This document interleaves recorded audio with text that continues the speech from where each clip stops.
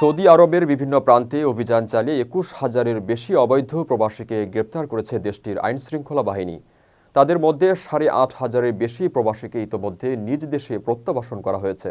গত এক সপ্তাহে দেশটির নিরাপত্তা বাহিনী অভিযান চালিয়ে ওই প্রবাসীদের গ্রেপ্তার করেছে বলে সৌদি আরবের স্বরাষ্ট্র মন্ত্রণালয় এক বিবৃতিতে জানিয়েছে। গত ৩০ জানুয়ারি থেকে ৫ ফেব্রুয়ারি পর্যন্ত আবাসন, শ্রম ও সীমান্ত সুরক্ষা আইন লঙ্ঘনের অভিযোগে সৌদি আরবে মোট ২১,৪৭৭ জন প্রবাসীকে গ্রেফতার করে দেশটির আইনশৃঙ্খলা বাহিনী। তাদের মধ্যে আবাসন আইন লঙ্ঘনের ঘটনায় ১৩,৬৩৮ জন, সীমান্ত নিরাপত্তা আইন লঙ্ঘনে ৪,৬৬৩ জন এবং শ্রম আইন লঙ্ঘনের দায়ে ৩,১৭৬ জন ধরা পড়েছেন। একই সময়ে অবৈধভাবে সীমান্ত পেরিয়ে সৌদি আরবের প্রবেশের চেষ্টার সময় গ্রেপ্তার হয়েছেন ১,৩১৬ জন। এছাড়া অবৈধ উপায়ে সৌদি আরব ত্যাগের চেষ্টা করায় ৭৭ জন প্রবাসীকে গ্রেপ্তার করা হয়েছে। সৌদিতে বর্তমানে ৩৭,১২০ জন প্রবাসীর বিরুদ্ধে আইনি পদক্ষেপ প্রক্রিয়াধীন রয়েছে। তাদের মধ্যে ৩৩,৫৪৭ জন পুরুষ এবং ৩,৫৭৩ জন নারী।